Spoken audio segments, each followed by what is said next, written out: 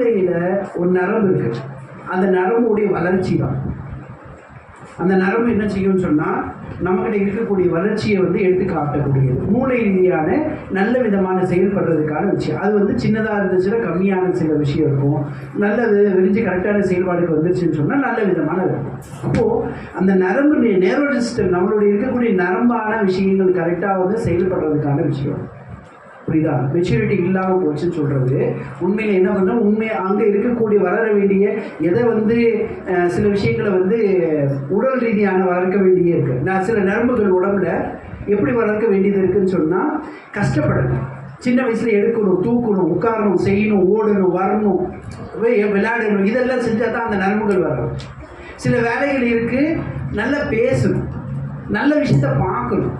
அதிலிருந்து அந்த அடிப்படை ரீதியாக வளரக்கூடிய சில நரம்புகள் இருக்குது. சில நரம்புகள் எப்படி வளரும்னு சொன்னால் நாம் அன்பாக இருக்கோம் தெரியுமா? ஒரு தாய் தந்தை கட்டி பிடிப்பாங்க. தந்தையை சின்ன வயசில் முத்தம் கொடுப்போம். சின்ன வயசுலேருந்து அதிகமாக முத்தம். இப்போ கொஞ்சம் வளர்ந்ததுனால அவ்வளோதான், முடிஞ்சு போச்சு. அந்த வயசில் சின்ன வயசில் கொடுக்கக்கூடிய அந்த முத்தங்களும் அது விஷயங்கள் மூலமாக நல்ல விஷயங்கள் உணரும். அந்த நரம்புகள் வரும். மூளையில் இருக்கக்கூடிய நல்ல ஸ்பார்க் விஷயங்கள் வரும். இன்றைக்கி நம்ம அதிகமாக பார்ப்பாங்க. என்ன சொல்லுவாங்கன்னா, ஒரு கட்டி பிடிக்கக்கூடிய விஷயம்னால எவ்வளோ பெனிஃபிட் இருக்குன்னு சொல்லி மற்றவங்க சொல்லி கொடுப்பாங்க. ஆண் பெண்ணுக்கு இருக்கக்கூடிய உண்மையான விஷயத்தை சொல்லி கொடுக்கும்போது ஸோ அதுக்கெல்லாம் விஷயத்தை சொல்லுவான். அப்போது ஒரு பையனுக்கு இது ஏன் தேவைன்னு சொல்லக்கூடிய ஹார்மோனல்டேக்கா அவனுடைய எனர்ஜி விதமான இன்க்ரீஸ் பண்ணக்கூடிய விஷயம் என்னன்னு சொல்லிட்டு அது விஷயங்கள் இருக்குது. சரியா? அப்போது ஒரு சின்ன பிள்ளைய நீங்கள் ஏன் கட்டி பிடிக்கணும், ஏன் நெத்தியில் அவனுக்கு முத்தம் கொடுக்கணும்னு சொன்னால் காரணம் அதுதான். நபி ஸல்லல்லாஹு அலைஹி வஸல்லம் பார்த்தா சொல்லுவாங்க, செய்வான். என்கிட்ட 10 பிள்ளைங்க, ஒரு நபர் சொன்னா நான் என்ன 10 பிள்ளைங்க நான் செஞ்சதே இல்லை. அப்போ நபி ஸல்லல்லாஹு அலைஹி வஸல்லம் என்ன சொல்ல ஆரம்பித்தாங்க உங்களுக்கு? இந்த மாதிரியான விஷயத்தை நம்ம புரிஞ்சுக்கணும். அப்போ இது ஒரு முக்கியமாக இருக்கக்கூடிய ஒரு விஷயம். அடுத்ததாக மென்டலுடைய விஷயத்தில் இருக்கா, நியூரலஜிக்கல் இருக்குது. அதே மாதிரி புரிந்துணர்வு இன்டெலெக்டில் இருக்கக்கூடிய விஷயம். இன்டெலெக்டில் இருக்கக்கூடிய சில விஷயங்கள் நமக்கு தேவை. அப்போ தான் நமக்கு குரோமைக்குன்னு சொல்லக்கூடிய இல்னஸ் நமக்கு ஏற்படாது. உடல் ரீதியான மன ரீதியான நோச்சலோ வேறு விதமான விஷயங்களோ அவங்களுக்கு ஏற்படாது. எமோஷ்னலாக வளர வேண்டிய விஷயங்கள் இருக்குது. சரியா? எமோஷ்னல்னா என்ன? எமோஷனல்னு சொல்லுவோம். எமோஷன்னா என்ன? உணர்வுகள் உணர்ச்சி படுறது. உணர்ச்சினா வேற, உணர்ச்சி வசம்னா வேற. கோவப்படுறது, சரியா, துக்கத்தை அனுசிக்கிறது, இதெல்லாம் உணர்ச்சி ரீதியாக வரக்கூடியது. உணர்வுகள்னா உணர்றது, பாசத்தை உணரணும், அன்பை பார்க்கணும், சரியா, சில நேரம் கருணைப்படுறது. உணர்வுகள் இருக்கணும், உணர்ச்சிகள் இருக்கக்கூடாது. சரியா? இப்போ ஆன்சைட்டி இருக்கக்கூடாது, டிப்ரெஷன் அந்த பிள்ளைகள்கிட்ட வரக்கூடாது. சரியா? அப்போ என்ன வரணும்? ஆன்சைட்டி வரக்கூடாதுன்னா என்ன அர்த்தம்? ஆன்சைட்டினா என்ன? கோபம் வரக்கூடாது. சரியா? கோபம் வரக்கூடாதுன்னா அவங்கள்ட்ட என்ன வரணும்? அப்போ பொறுமை வரணுமா? கோபத்துக்கு எதிரானது என்னது புரியுமா? மனுஷ கட்டுப்படுறது, சகிப்புத்தன்மை, அன்பு. கோபத்துக்கு இன்ன ரஹ்மதி கலபத் அல கதபி. ரஹ்மத்து தான். கதவுக்கு ஆப்போசிட் என்ன? ரஹ்மத். அல்லாஹ் சொல்றானா, என்கிட்ட இருக்கக்கூடிய கோபத்தை என்னுடைய ரஹ்மத்து மிகைத்து விட்டது. சரியா? ரஹ்மத்து தான். சரியா? கரிஸ்டிக்காக இருக்கிறது. நான் மற்றவங்க என் மீது, சரியா, ஒரு கருணையோடு இருக்கக்கூடிய உள்ளம். சரியா? அந்த ஒரு விஷயம் இருக்கணும். அப்போது தான் என்னுடைய விஷயம் வரும். டிப்ரெஷன்னா என்ன? மன அழுத்தம்னா கவலையோ துக்கமோ பயமோ இப்படிப்பட்ட விஷயங்கள் வந்துடுறது. சரியா? அதுக்கு ஆப்போசிட் என்ன? சந்தோஷம். சரியா? கவலைக்கு ஆப்போசிட் என்ன? மகிழ்ச்சி. பயத்துக்கு ஆப்போசிட் தைரியம். இன்னும் கவலை துக்கம், அதுக்கப்புறம் இன்னொன்று பயம் இருக்குல்ல, பயம். அப்போது பயத்துக்கு சொல்லணும். கவலைக்கு துக்கத்துக்கு. கவலைனா என்ன, துக்கம்னா என்ன? அதனால தான் யோசிக்கிறீங்கன்னு நினைக்கிறேன். கவலைனா என்ன? நினைச்சிட்டு இருக்கிறதுனா என்ன? கவலைனா வரக்கூடிய காலங்களை வரக்கூடிய விஷயங்களை வச்சு யோசிக்கிறது. துக்கம்னா என்ன? எங்கிட்ட இருந்து போயிருக்கக்கூடிய விஷயங்களை வச்சு யோசிக்கிறது. சரியா? அதை வந்து அதை பற்றி திங்க் பண்ணிக்கிட்டே இருக்கு. இதுதான் அதோடைய விஷயங்கள். ஸோ இது மாதிரி ஏதாவது விஷயங்கள் வரக்கூடாது. அப்போ டிப்ரெஷனோ ஆன்சைட்டியோ வராமல் இருந்தால் அவங்கள்ட்ட நல்ல விதமான ஆற்றல்கள் இருக்க வேண்டும். அப்போ தான் அவங்களுடைய மனநிலைகள் வரும். சரி, பிஹேவியர் சேஞ்சஸ் நல்ல விஷயம். இதனால தான் பிஹேவியர் வரும். நல்ல பிஹேவியர்னு சொல்லக்கூடியது. பிஹேவியர்னா எப்படி இருக்கும்? எனர்ஜெட்டிக்காக செயல்படும். சரியா? சுறுசுறுப்பாக இருக்கும். சோம்பேறியாக, சரியா, அப்படியே ஒரு மூடலாக ஒரு விதமாக இருக்கக்கூடாது. சரியா? அதே மாதிரி ரொம்ப முக்கியமானது என்னன்னு சொன்னால், இதெல்லாம் சொல்கிறது நோய்களாக வந்து அதிகமான போன பிறகு வந்து நோய்களாக நம்ம பார்ப்போம். ஆரம்பத்தில் அதோடைய விஷயங்கள் இருக்குது. சரியா? ADHD தெரியும். இது என்னென்ன? Hyper active. ரொம்ப ஹைப்பர் ஆக்டிவ். ஏன் ஹைப்பர் ஆக்டிவ் ரொம்ப ஜாஸ்தியாக வரும்? ஹைப்பர் ஆக்டிவ் இருக்கு, ஓகே. ஹைப்பர் ஆக்டிவ் ஏன் வருது? ஹைப்பர் ஆக்டிவ் வேணுமா வேண்டாம்? அதுவும் சொல்லிடுவோம் ஃபஸ்ட்டு. ரொம்ப ஹைப்பர் ஆக்டிவ் விஷயம்னா அவனுக்கு கிடைக்க வேண்டிய விஷயம் கிடைக்கல என்பது அர்த்தம். அவனுக்கு ஏதோ ஒன்று விஷயம் இருக்குது, தேவை. அந்த தேவை பாசமோ, அவனுக்கு வேண்டிய உணவோ, அவனுக்கு வேண்டிய உடல் விதமான விஷயங்கள், ஏதோ உடல் ரீதியான மன ரீதியான கோளாறுகள் ஏற்பட்டதுனால ஹைப்பர் ஆக்டிவ் போகும். சரியா? பாசம் கிடைக்கல. அந்த பாசத்தை பூர்வப்படுத்தினாலும் உங்களுக்கு நச்சுப்படுத்துவான், அடிப்பான், அவங்கள பார்த்துவான், கடிச்சுவான், அங்கே போவான், அங்கே போய் ஏதாவது உழைப்பான், அதை பண்ணுவான். அதுதான் ஏன் உங்களுடைய அட்டென்ஷனை வாங்குறது. நீங்கள் அப்போதான் அவன்கிட்ட பேசிங்க, திட்டுவீங்க. அந்த திட்டல் மூலமாக அவன் அந்த அன்பை பார்க்குறான்.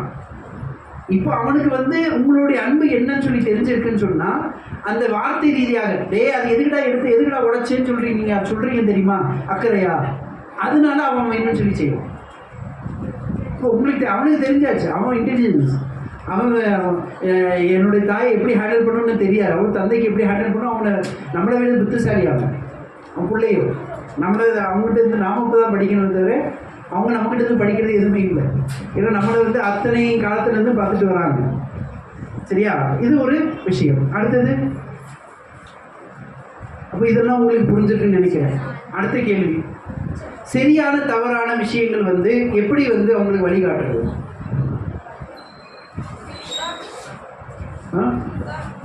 உதாரணத்தை சொல்லணும். சரியான விஷயங்களை வழிகாட்டணும்னு நம்ம சொல்லியிருக்கிறோம். பாண்டிங் வேணும். பாண்டிங் இல்லாமல் நடக்காது. சரியா? அடுத்தது பேசணும். நல்ல விதமான பேச்சல் வேணும், பேசுறது வேணும். அதுக்கான ஒரு விஷயத்தை நம்ம சொல்லிடுறோம். முதன்மையாக எனக்கு என்ன வேணும்னு சொன்னால், ஏன் மேலே நம்பிக்கை ஏற்படுத்தணும். இரண்டாவதாக நம்ம பேசணுமே தவிர, டிஸ்கஷன் பண்ணணுமே தவிர லெக்சர் கொடுக்கக்கூடாது. சரியா? மூன்றாவது, நீ சுதந்திரமாக இருக்கக்கூடிய ஒரு சுதந்திரமான பறவை. சுதந்திரமாக, ஆனால் எல்லைகள் இருக்குது. சரியா? லிமிட்ஸ் இருக்கு. தேர் ஆர் லிமிட்ஸ்ன்னு சொல்லக்கூடிய அந்த விஷயத்தை சொல்லிட்டு அது சொல்லணும். லிமிட்ஸ் தான் வாழ்க்கைன்னு சொல்லி கொடுக்கக்கூடாது. எல்லைகள் தான் வாழ்க்கைன்னு சொல்லக்கூடிய அடிப்படையில் சொல்லி கொடுத்தாலும் தப்பாகும். அப்போ இது மூன்றாவது. நாலாவது, அவர்களுக்கு எந்த விஷயத்துல ஆர்வம் இருக்கோ அதுக்கு சப்போர்ட் பண்ற விதமா இருக்கணும். சப்போர்ட் பண்ணுவேன், நான் உனக்கு ஆர்வம் விதமான இருக்க சொல்லக்கூடிய அந்த விஷயத்தை அவங்களுக்கு சொல்லி கொடுக்கணும், சப்போர்ட்டும் பண்ணணும். சரியா? அதுக்கப்புறம் அந்த அக்லாக் ரீதியாக வரக்கூடிய விஷயங்களுக்கு முதன்மையான படித்தர்கள் கொடுக்கும். முதன்மையாக அதை நீங்களும் முன்ன வந்து செய்யணும். அந்த விஷயத்தை அவன் செய்யணும்னு சொல்லி எதிர்பார்க்கக்கூடாது. அக்லாக் ரீதியான டெவலப்மெண்ட் அவன்கிட்ட வரணும்னு சொன்னால் அதற்கு முன்னோடியாக நாம் செயல்படுத்தினோம்.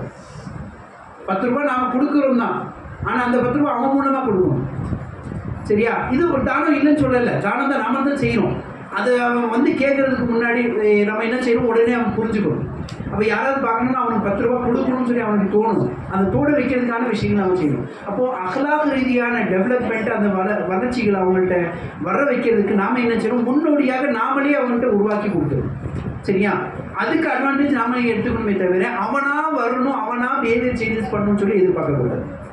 அப்படி பார்க்கணும்னு சொன்னால் நிச்சயமாக அவன் வந்து அக்லாக் ரீதியான கேரக்டர் ரீதியான பில்டப் வராது. சரியா? அது என்ன ஆகிடும், அவன்கிட்ட குறை காண ஆரம்பிச்சிடும். அவன் அக்லாக் ரீதியாக அவன்கிட்ட வரணும்னு சொல்லி நம்ம பார்க்க ஆரம்பிக்கும் போதே வந்து அவன்கிட்ட ஏதோ ஒரு கோளாறு இருக்குன்னு நினைப்பு. அவன் கரெக்டாக தான் இருக்கான், பித்திரத்தில் தான் அவன் வளர்ந்துட்டு இருந்திருக்கான். ஏதோ விதத்தில் நாம தான் அவனை வழி எடுத்துட்டு இருக்கோம். அந்த சரிப்படுத்துறது தான் நம்மகிட்ட கோளாறாக இருக்குது. ஏதோ அது பார்த்துக்கணும். சரியா? அது என்னன்னு சொல்லி நம்ம பார்க்க வேண்டியது. அதுக்கப்புறம் ரொம்ப அதிகமாக நமக்கு தேவையான பொறுமை, சரியா, நமக்கு இருக்கும். நமக்கு பொறுமையும் இருக்கணும். அதே மாதிரி சகிப்புத்தன்மை என்பது நம்மகிட்ட இருக்கணும். நீங்கள் நாம ப்ராப்ளமை சால்வ் பண்ணக்கூடிய விதத்தை வச்சு அவங்க படிச்சுக்குவாங்க.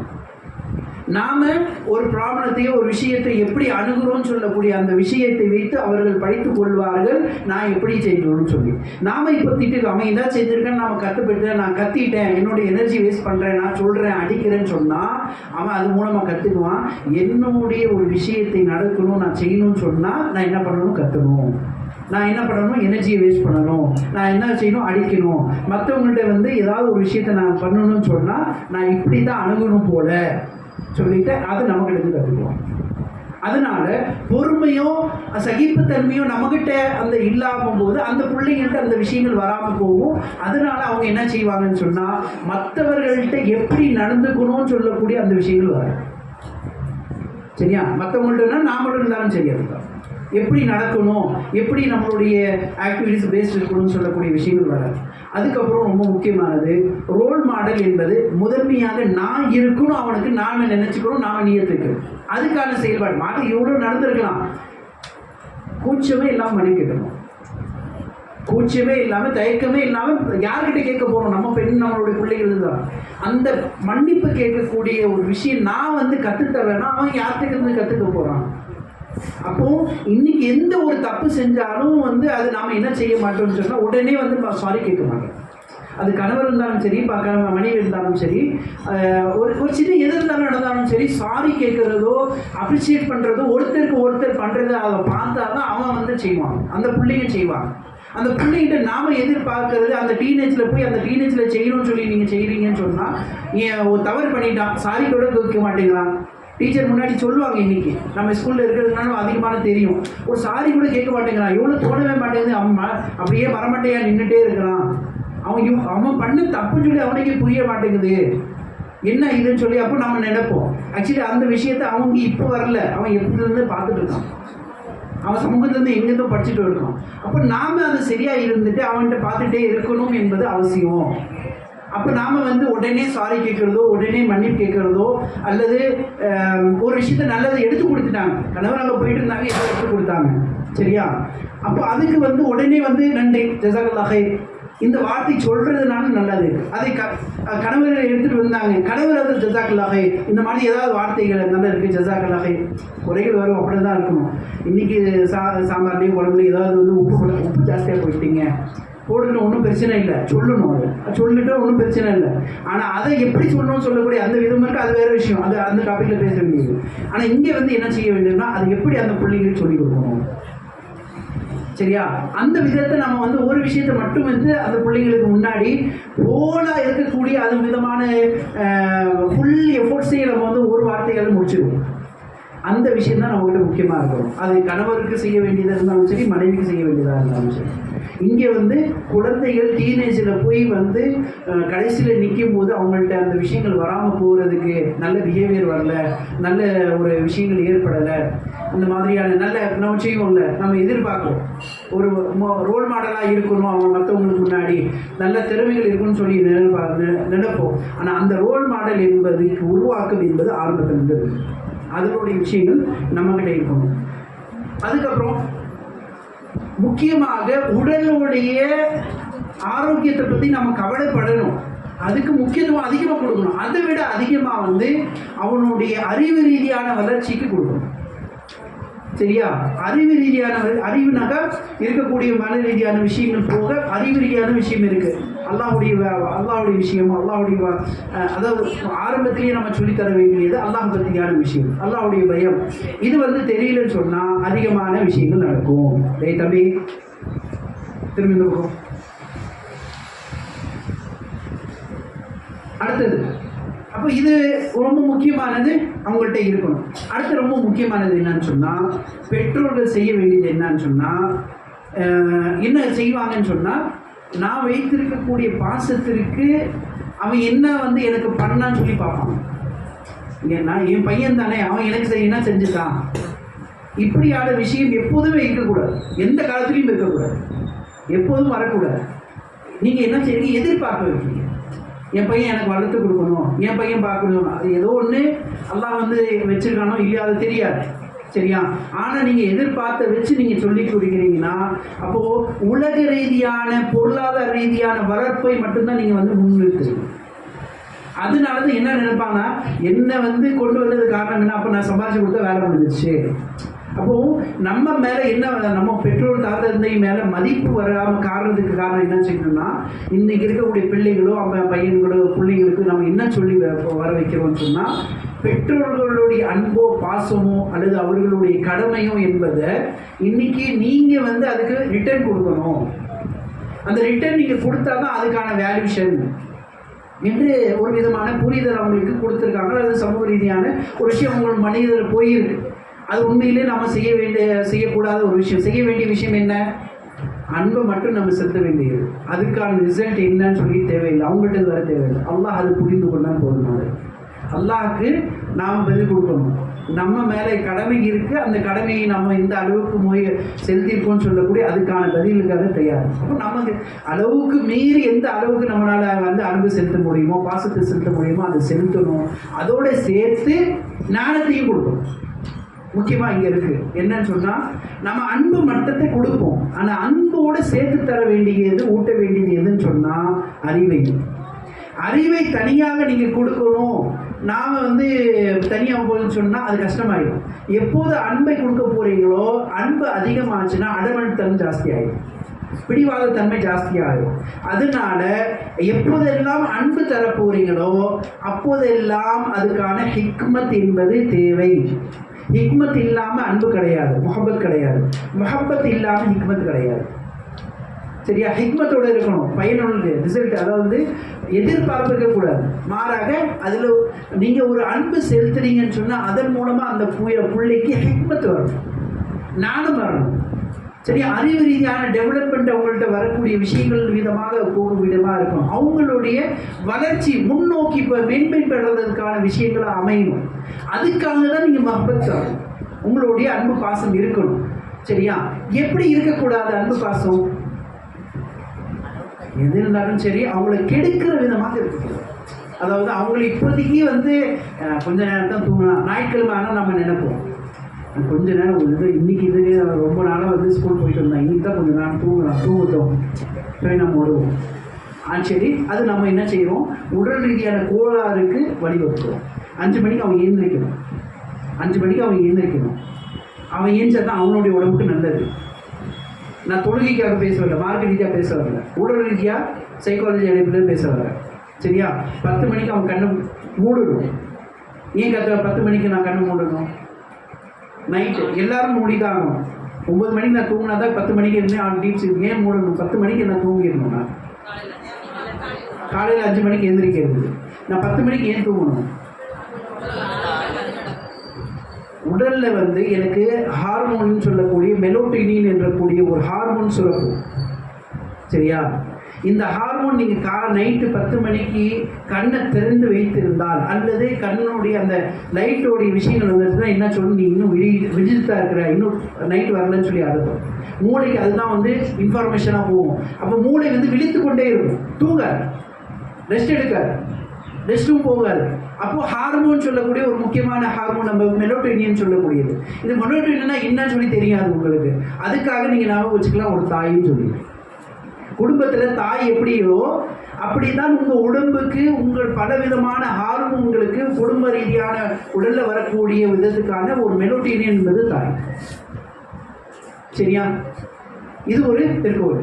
அதே வந்து இது மெலோடியன் வந்து உங்களுக்கு நல்ல தூக்கத்தை கொடுக்கும், நல்ல டீப் ஸ்லீப் ரிலாக்ஸேஷனை கொடுக்கும், உடல் ரீதியான அசைவு கொடுக்கும், ரிஃப்ரெஷ்மெண்ட் கொடுக்கும், எல்லாமே நைட்டு ஃபுல்லாக ஏற்படுத்தி கொடுக்கும். இதெல்லாம் வந்து நைட் ஃபுல்லாக உங்களுக்கு கொடுக்கக்கூடியது. காலையில் அந்த மெலோடியனுக்கு ஒரு தேவை, தாய் இருந்தால் நிச்சயமாக தந்தை வேணும். 5 மணிக்கு நீங்கள் கண்ணு திறக்கலைன்னா டெஸ்டோஸ்டெரான் சொல்லக்கூடிய ஹார்மோன் உங்களுடைய உடம்புல சுரக்காது, வராது. காலையில் ஏஞ்சி வெளியில் போய் அந்த வெளிச்சத்தை நீங்கள் பார்க்கணும். பார்த்தானா மட்டும்தான் எந்த பையன் இருந்தாலும் சரி, எந்த பொண்ணு இருந்தாலும் சரி, அவனுடைய உடலுடைய இருக்கக்கூடிய ஹார்மோன் சுரக்கும். இந்த சுரக்காமல் நீங்கள் நைட்டு 6 மணி வரைக்கும் நீங்கள் பெட்லேயே இருக்கீங்க, 7 மணி 8 மணி ஆகுதுன்னா மோசம். 6 மணிக்கு பெட்டில் இருக்கீங்கன்னு சொன்னால் கெடுதல் தான். விடிய காலையில் அந்த வெளிச்சம் வந்து உதிக்கிறது தெரியுமா? அல்லாஹ் சொல்லிட்டானே பழக்கம் அந்த அதை பார்க்கணும், ரசிக்கணும். சில நேரத்தில் அது இருக்கக்கூடிய விஷயத்தை, வெளிச்சம் வரக்கூடிய விஷயத்தை கண்ணுடைய பார்க்கணும். அந்த நேரத்தில் ஒரு டெஸ்டோஸ்டெரான் சொல்லக்கூடிய ஹார்மோன் உங்களுடைய உடலில் வந்து வரும். காலையில் ஃபஜரில் போய் என்ன குர்ஆன் ஃபஜ்ரிக்கான மஷ்ஹூதா இருக்கா இல்லையா? குர்ஆன் நேரத்தில் கேட்கணும். பர்சனாலிட்டி டெவலப்மெண்ட் எல்லாமே உங்களுக்கு ஹியரிங் கெப்பாசிட்டி, ஆரோக்கியமான கெப்பாசிட்டி, மன ரீதியான கெப்பாசிட்டி, மென்டல் ரீதியான கெப்பாசிட்டி, இது எல்லாமே உணரக்கூடிய வளரக்கூடிய விஷயம் வந்து அந்த ஃபஜர் தொழுகையில் ஃபஜருக்கு பிறகு குர்ஆன் ஓதுறதுல ஃபஜருக்கு போய் அட்டன் பண்ணி ஃபஜர்லேருந்து வரக்கூடிய எல்லா பர்சனாலிட்டி டெவலப்மெண்ட் அங்கே இருக்குது. பொதுவில் வச்சுருக்கேன். மற்ற விஷயம் மார்க்க ரீதியாக இருக்குது, அது வேறு விஷயம். நான் சும்மா சயின்டிஃபிக் அடிப்படையில் கொஞ்சம் சில விஷயங்கள் சொல்கிறேன், அவ்வளோதான். நான் இன்னும் டீப்பாக சொல்லலை. அப்போ அதெல்லாம் பர்சனாலிட்டி டெவலப்மெண்ட். இன்றைக்கி பர்சனாலிட்டி டெவலப்மெண்ட்டில் இப்போ போய் உட்காருங்க. நான் 18,000 ஒவ்வொரு செக்ஷனுக்கு 6,000 ரூபா 18,000 ரூபா கலந்துட்டு 3 நாள் வந்து அந்த கிளாஸ் அட்டன் பண்ணியிருப்பேன். காலையிலேருந்து சாயந்தரம் வரைக்கும் வச்சு வாங்குவாங்க. ஃபஸ்ட்டு இருக்கக்கூடிய கிளாஸில் ஃபஸ்ட்டாக சொல்லிக் கொடுக்கக்கூடிய கிளாஸ் என்னன்னு தெரியுமா? கேட்கணும். என்ன பண்ணணும்? காலையில் போய் உட்காந்துட்டு யோகா மாதிரி உட்காருவீங்களா, அந்த மாதிரி ஒரு செயல்பாடு உட்காந்துட்டு என்ன சத்தம் வருதோ அதை கேட்கணும் மட்டும். அவ்வளோதான். வரக்கூடிய சவுண்டை கேட்கணும். கேட்குறது எனக்கு வரல சொன்னோன்னா டீச்சர் என்ன சொல்லுவார்? ஃபேனோடைய சத்தம் வருதாங்க, அந்த ஃபேனோட சத்தம் நீங்கள் கரெக்டாக உருவாங்க போதும்னு சொல்லுவாங்க. அது வாங்கிட்டீங்க இல்லையா? இந்த அட்மாஸ்பியரில், இந்த உலகத்தில் பிரபஞ்சத்தில் ஒரு விதமான ஒரு சத்தம் இருக்குது, சைலண்ட் சத்தம். அதை நீங்கள் உள்வாங்குங்கன்னு சொல்லுவாங்க. அப்போ உங்கள்கிட்ட உங்கள் மனசில் எது வரும்?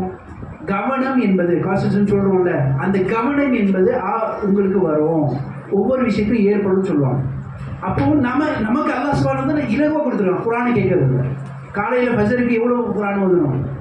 அதிகமான கிராத்து ஃபஜரில் தான் இருக்குது. சில நேரத்தில் அதிகமான உமராது இல்லாதனா யூசுப் எல்லாம் ஓதுவாங்க. அப்போ இதெல்லாம் அதிகமான கிராத்து ஓதுவாங்க. யோசிச்சு பார்க்கணும். ஏன் காரணம் என்னன்னா அதில் டெவலப்மெண்ட், பர்சனாலிட்டி டெவலப்மெண்ட் அதிகமாக புகுந்து கிடக்குது. அப்போ காலையில் எழுந்திரிங்க. இதெல்லாம் நம்ம வந்து என்ன செஞ்சிருவோம்? பிள்ளைகளுக்கு செய்யும். அப்போ இங்கே நாம் எந்த விதத்தில் நம்மளுடைய நஷ்டத்துக்கும் வருது, பிள்ளைங்களுடைய நஷ்டமும் வருது. அப்போது நைட்டு தூங்குறது இருந்தாலும் சரி, பகலில் வரக்கூடிய வெடிக்கக்கூடிய விஷயங்கள், இது எல்லாமே வந்து ஒரு மனிதனுக்கு, ஒரு பெண் பிள்ளைக்கும் ஆண் பிள்ளைக்கும் தேவையான விஷயம். அதுவும் முக்கியமாக குறிப்பாக சின்ன பிள்ளைங்கன்னு சொல்லி எடுத்தாலே வந்து 8 மணி நேரம் தூங்கும். சின்ன குழந்தை, கை குழந்தைங்க வந்து எத்தனை மணி நேரம் தூங்கும்? 24 மணி நேரத்தை எத்தனை மணி நேரம் தூங்கும்? நம்ம தான் தெரியும், நமக்கு தெரியாது. 18 மணி நேரத்துக்கு மேலே தூங்கும். சரி, அதை தூங்கி தான் ஆகணும். அதுக்கு ஃபுல்லாக அவன் முடிச்சிருந்தா அந்த பிள்ளைக்கு அந்த விஷயம் கம்மி. அதுக்கு மேலே தூங்கணும். ஆரம்பத்தில் இருக்கக்கூடிய பிறந்த பிள்ளைக்காக தேவையான விஷயம் அது. முடிச்சு பார்க்கணும். சில நேரத்தில் முடிச்சு பார்ப்பாங்க. நைட்டு தான் இருப்போம். அதுவும் சில நேரத்தில் வேணும்னு சொல்லி, அதுதான் கரெக்டு. அந்த நேரத்தில் தாய்க்கு தூக்கம் வரும். ஆனால் தூங்கக்கூடாது, உட்காந்து பேசணும். அது கடமை. அந்த நேரத்தில் இருக்கக்கூடிய ஒரு சில நாட்கள் அது கடமை. அதுக்காக செஞ்சுட்டாங்க. அந்த விஷயத்தை நான் செய்யலைன்னு சொன்னால் அதை பார்த்து உங்களுடைய லிப்ஸு, உங்களுடைய ஹேரிங், உங்களுடைய விஷயங்கள் அதெல்லாம் வந்து உள்வாங்கிறது இருக்குல்ல, அது குறைஞ்சு போயிடும். சில விஷயங்கள் புரிந்தன இருக்குல்ல, அந்த விஷயம் கம்மியாகும். சரி, அதுக்கப்புறம் வேண்டியது நம்ம ஹிக்மத், முஹப்பத்தை வந்து ஊட்டும் போது ஹிக்மத்தோட ஊட்டணும்னு சொல்கிறதுக்காக தான் சொன்னார். நான் இப்போ வந்து ஒரு குழந்தைக்கு சொல்லுவாங்கள்ல, தாய்ப்பால் கொடுக்கும்போது, தாய்ப்பால் வரும்போது அது விஷயம் வந்துடணும். வருமா வேண்டாம்? பாண்டிங் ஏற்படணும். குழந்தைக்கு தாய்க்கும் வந்து பாண்டிங் ஏற்படுறது தாய்ப்பால்லேருந்தே ஆரம்பிச்சிடணும். ஏன் அதை ஆரம்பிக்கணும்?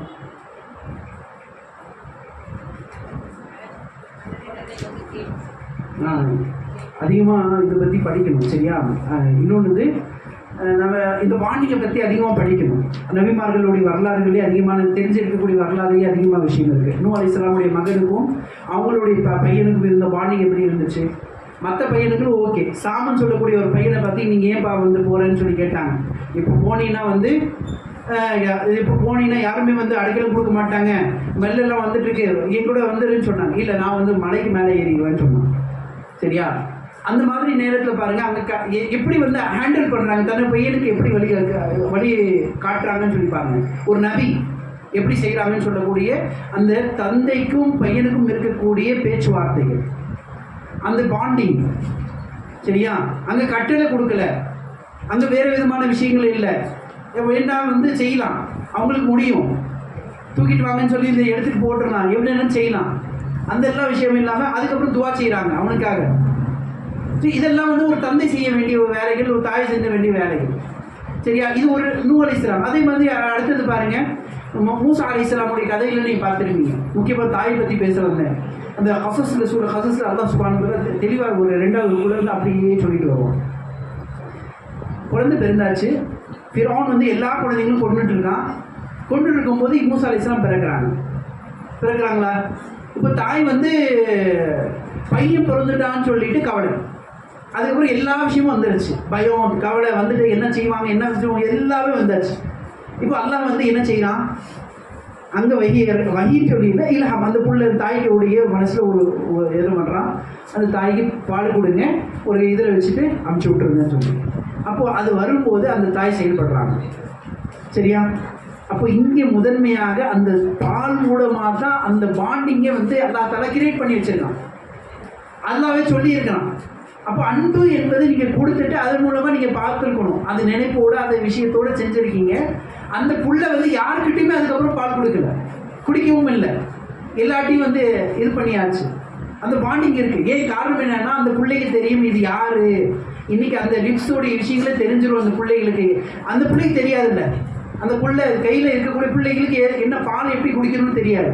அது எப்படி குடிக்குது, எப்படி பண்ணுதுன்னு சொன்னால் அதோடைய லிப்ஸோடைய டேக்கிங் அல்லாஹ் தஆலா அது கற்றுக் கொடுத்துருக்கான்.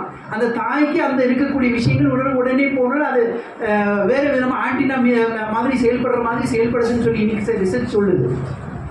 அதுக்கப்புறமா செய்யக்கூடிய வேலைகள் அதுக்கு குடிக்கவே இல்லை. அதுக்கப்புறம் தன்னுடைய சகோதரிக்கு என்ன சொல்லி கொடுக்கணும், சகோதரி படிச்சுக்கலாம் தாய்கிட்ட இருந்து ப்ராப்ளத்தை எப்படி சால்வ் பண்ணணும்னு சொல்லிட்டு. பெரிய அக்கா மூசா அலைஹிஸ்ஸலாமோட அக்கா, அவங்க போகிறாங்க, அவங்க பார்க்குறாங்க, அவங்களுக்கு தான் சொல்லி கொடுக்குறாங்க இப்படி இருக்காங்க ஒருத்தர், அவங்க மூலமாக வராங்க. அவங்க வந்து ஒரு செவிலி தாய் மாதிரி வந்து அவங்க பால் கொடுக்குறாங்க, அந்த பாலை தான் அவங்க கொடுக்குறாங்க. இப்போ எதுக்கு இந்த மாதிரியான செய்தியை, இந்த மாதிரியான விஷயத்தை அல்லாஹ் குர்ஆன்ல சொல்கிறோம்? நீங்கள் முஹப்பத்தை தரும்போது ஹிக்மத்தோட தரணும். சரியா? அந்த நேரத்தில் உங்களுடைய பிரச்சனைகள் இருக்கும், எப்படிப்பட்ட பிரச்சனையாக இருக்கலாம், அந்த பிரச்சனையை சால்வ் பண்ண நடக்கும், சொல்யூஷன் இருக்கும். ஆனால் சொல்யூஷனை நீங்கள் கொத்து தரக்கூடிய ஒரு வழிமுறை இருக்குது. இப்போ இங்கே என்னன்னா, மூசா அலைஹிஸ்ஸலாமுக்கு இது எல்லாமே புரியுமா? சின்ன குழந்தைக்கு புரியாது. ஆனால் மூசா அலைஹிஸ்ஸலாமை சுற்றி இருக்கக்கூடிய குடும்பம், அவங்களுடைய முக்கியமாக அவங்க கூட இருக்கக்கூடிய அக்காவுக்கு புரியும். அவங்க டீனேஜ், இது தேவையா இல்லையா? அதனால தான் அவங்க தாய்கிட்ட இருந்து அந்த பொறுமையை கற்றுட்டு அது கொஞ்சம் நேரத்தில் வந்தாலும் அதை காத்துக்காக அவங்க செயல்படுத்திட்டு அந்த விஷயத்தை ஹேண்டில் பண்ணும்போது அவங்க ஃபிரௌனுக்கு முன்னாடி போகும்போதே அத்தனை மக்களுக்கு முன்னாடி தெளிவாக இதுக்கான ஒரு ஆள் இருக்கிறாங்கன்னு தெளிவாக வந்து சொல்ல முடியுது. அந்த தைரியம் எப்படி வந்துச்சு?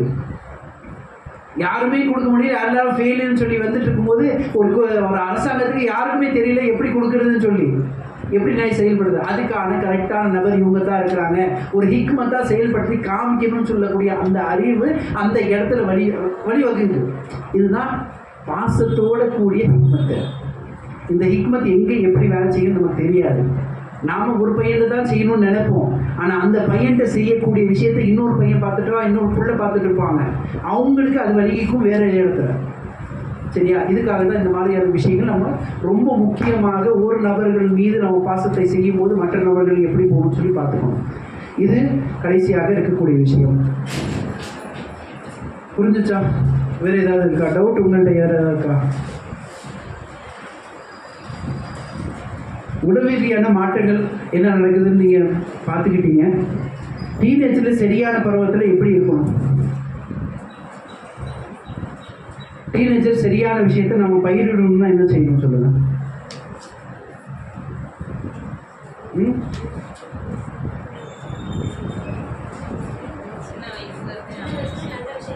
சொல்லிக் கொடுக்கணும். சின்ன வயசை கரெக்டாக பார்க்கணும். ஓகே, அடுத்தது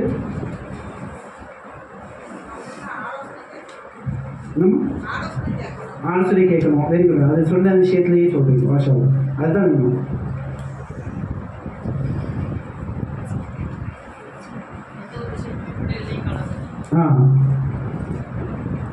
சரியா? அப்போ முதன்மையாக நம்ம செய்யக்கூடாத ஒரு விஷயம் என்னன்னு சொன்னால், நீயா நானும் பார்க்கக்கூடாது. நீயா நானா போட்டி போடக்கூடாது. பிள்ளைங்கள்கிட்டையும் பையன்கிட்டையும் நாம் டீச் பண்ணுறோம்னு சொன்னால் நீ நான் சில விஷயத்த வாக்குவாதம் வரும், சில வித பேச்சுவார்த்தை நடத்துவோம். அவங்க பேசிக்கிறவங்க நீங்கள் பதில் கொடுத்துருவீங்க, நீங்கள் பேசிக்கிறீங்க அவங்க பதில் கொடுத்துடலாம். ஏதாவது ஒரு விஷயத்துக்கு பதில் கொடுத்துருச்சுன்னா நீங்கள் தப்பு பண்ணியிருக்கீங்கன்னு அர்த்தம், நாம் தப்பு பண்ணியிருக்கோம்னு அர்த்தம்.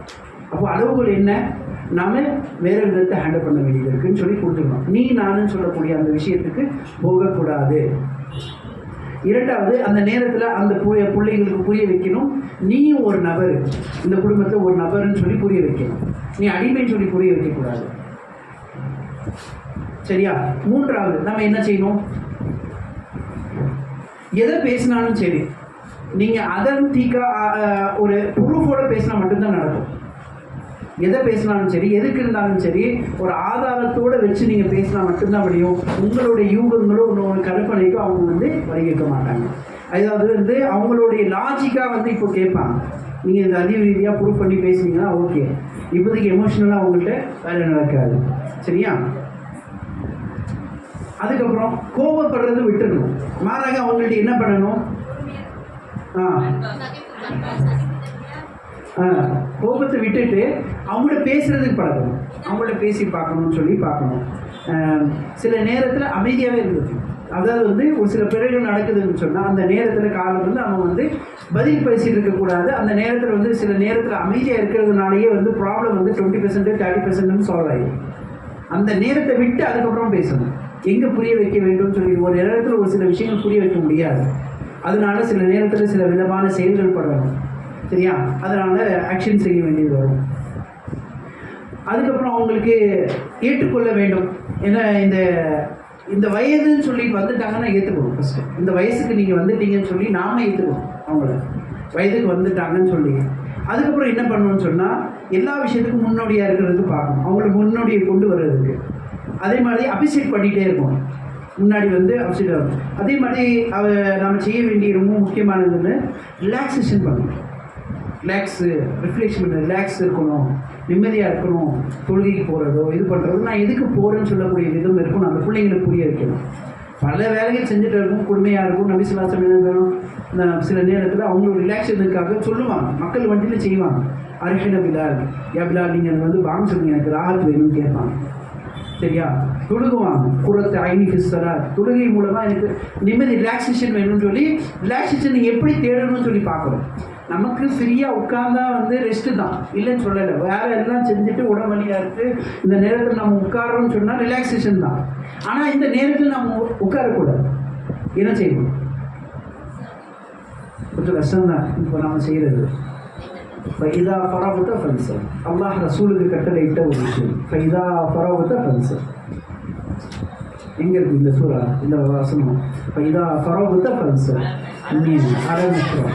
படிங்க.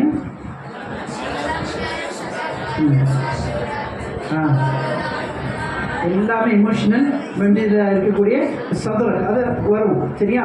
எப்படி அல்லா தஆலா விசாலப்படுத்துகிறா, எப்படி செய்யலான்னு சொல்லி வரும்.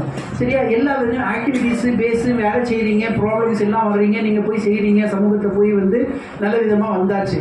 இப்போ வந்துட்டு டயர்ட் ஆகுமா இல்லையா மனுஷனுக்கு? உடல் ரீதியான விஷயம் வரும். ஆமாம், ஃபைதா ஃபரகுதா, எல்லா வேலையும் முடிச்சுட்டு நீ என்ன பண்ண, ஒரு காலகட்டம் வரும், ஒரு டைம் வரும். அப்போ நீ என்ன பண்ண, ஒரு ரிலாக்ஸேஷன் வரும். அந்த ரிலாக்ஸேஷன் நேரத்தில் தான் நீ முடிச்சிருக்க வேண்டியது. என்ன பண்ணணும்? ஃபங்க்ஷன் நீ தொழுகிறது. தொழுகிறது மட்டும் ஃபங்க்ஷன் தொழுகிறது சொல்லலை, ஃபஸ்ட் சொல்லலை. இதா பரவத்தா ஃபங்க்ஷன் நீ நிற்கணும்.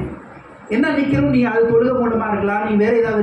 முக்கியமாக நாளைக்கு வாழ்க்கைக்கு எனக்கு ஏதாவது ஒரு விஷயத்திற்காக வழிகாட்டக்கூடிய விஷயம் இருக்குதுன்னு சொன்னால் அதை நீங்கள் அங்கே செய்யணும். அந்த இடத்துல, அந்த நேரத்தில். அதாவது டைம் பாஸ்ன்னு சொல்லக்கூடிய பிள்ளைங்க இன்றைக்கி அதிகமாக நான் கற்றுட்டு இருக்காங்கன்னு சொன்னால் அதை நம்மகிட்ட தான் கற்றுக்கிட்டாங்க. அது பிள்ளை தெரியும். டைம் பாஸ் ஆகுதுன்னு சொன்னால் அது வேறு விஷயம் இல்லை. டைம் பாஸ் நாம் எப்படி பண்ணோம் அவன் பார்த்துட்டு இருக்கான், அதுதான் செய்யலாம். கொஞ்ச நேரம் நம்ம சீரியல் பார்த்துருப்போம், கொஞ்ச நேரத்துக்கு டிவியை பார்த்துருப்போம், கொஞ்ச நேரத்துக்காக ரிலாக்ஸேஷன் உண்மையிலும் தேவைதான், இல்லைன்னு நான் சொல்லலை. ஆனால் அது எதுக்காக பண்ணியிருக்கணுமோ அது பண்ணியிருந்தோன்னா வேறு விதமாக அந்த பிள்ளைங்க வந்திருப்பாங்க, வேறு விதமாக செஞ்சுருப்பாங்க. அந்த பிள்ளைங்கள்ட்ட இப்போ நீ ஃபோன் பார்க்காத, இப்போ நீங்கள் ஃபோன் எதுக்கு எடுக்கிற, இப்போ எதுக்கு போடணும்னு சொல்லி நான் இப்போ திட்டி பிரயோஜனம் இல்லை. ரிலாக்ஸேஷன் அந்த நேரத்தில் இந்த ஃபோனை நான் எப்படி பயன்படுத்துகிறேன்னு சொல்லிட்டு அந்த பிள்ளைக்கு புரிஞ்சுருக்கணும். அந்த நேரத்தில் எதுக்கு நான் படிக்கிறதுக்காக எனக்கு வந்து லேப்டாப் இல்லை, எனக்கு வந்து பிடிஎஃப் புத்தகம் இல்லை, நான் வந்து இது மூலமாக படிச்சுக்கிறேன், அல்லது இதில் இருக்கக்கூடிய ஒரு சில பயான்கள் கேட்கறதுக்காக இந்த கருவியை யூஸ் பண்ணுறேன்னு சொல்லக்கூடிய அந்த புரிதலை அந்த பிள்ளைங்களுக்கு எர்லியர் ஸ்டேஜ்லேயே நான் கொடுத்துருந்தா மட்டும்தான் இந்த ஏஜில் அந்த பிள்ளைங்க அந்த ஃபோனுக்கு அந்த இது இருக்கக்கூடிய விஷயத்துக்கு வந்திருக்க மாட்டான். இப்போ இன்னும் நான் செய்ய வேண்டியது என்ன? இப்போ நான் என்ன செய்யணும் சொல்லுங்கள்? ரிலாக்ஸேஷன் பண்ணணும். ஆரோக்கியமான ரிலாக்ஸேஷன் இருக்கும். சரியா? ரிலாக்ஸேஷன் தேவை, ஆனால் ஆரோக்கியமான ரிலாக்ஸேஷன் தேவைன்னு சொல்லி நம்ம புரிந்து வச்சு கரெக்டான அதுக்கு செய்யணும். அப்போ